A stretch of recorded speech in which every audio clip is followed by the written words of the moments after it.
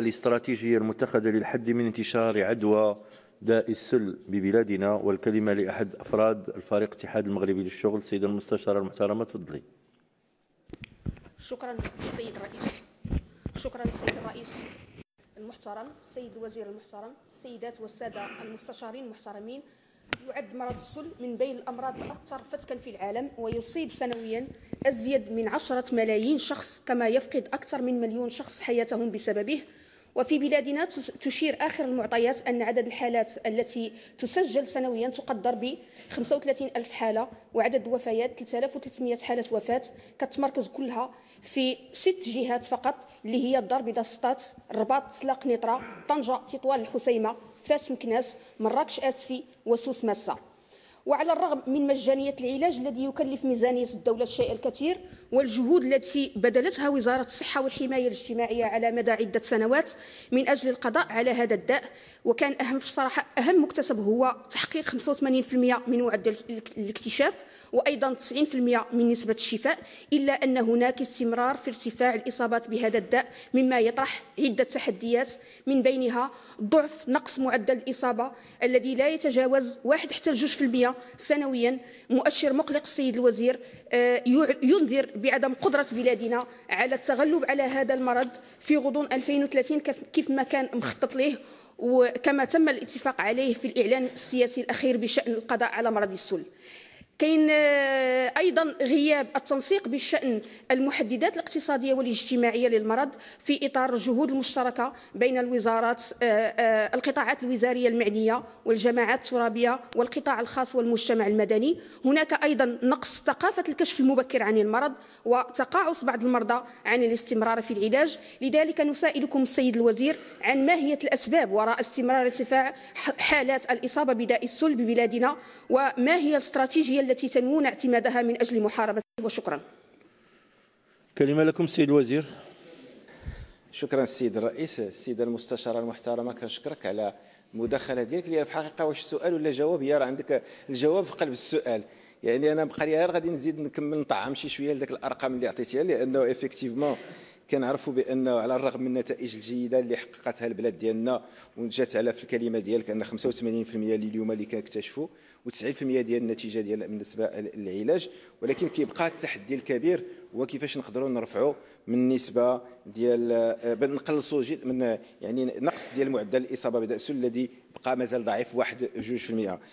وزارة ديال الصحة حاولت تفهم كذلك، لأن المشكل ماشي كيتعلق فقط بالوزارة الصحة، وانت قلتيها في آخر الكلمة ديالك، لأن المسألة كتعلق بالهشاشة، كتعلق بالفقر، وكتعلق بعدة أمور اللي متداخلة واللي خصها يعني تداخل جميع الفعاليات باش يمكننا نحلوا المشكل ديال هذا. ولكن رغم ذلك أن وزارة لقات واحد الحملة وطنية في 1 نوفمبر الجاري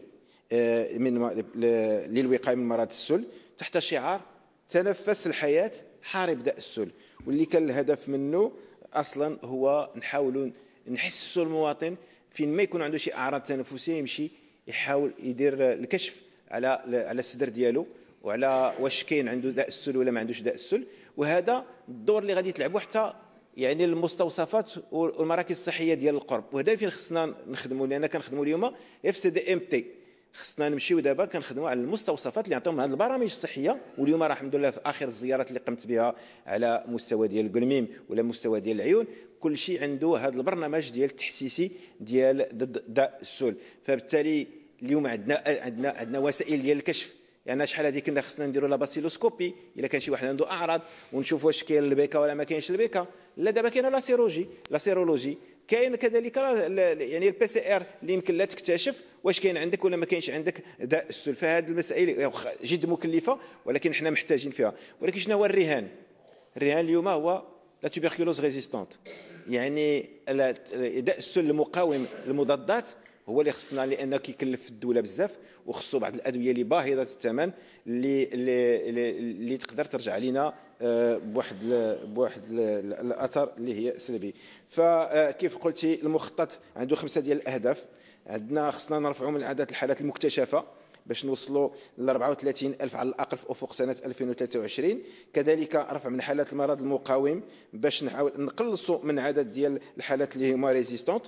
وكذلك خصنا نعرفوا، لان كنعرفوا الناس اللي عندهم السيده يعني حتى هما كيكونوا جد معرضين لهذا المرض. هو كذلك كاين برنامج باش نحسنوا من التشخيص ديالو ونعطيهم الدواء في اقرب وقت، وتحسين الحكمه كذلك. وهذا كما قلتي كتبقى استراتيجيه قطاعيه. شكرا. إذا أعيد الكلمة للسيدة المستشارة المحترمة في إطار الوقت المتبقي اللي هو دقيقة. شكرا السيد الوزير على التفاعل ديالكم مع التساؤل ديالنا.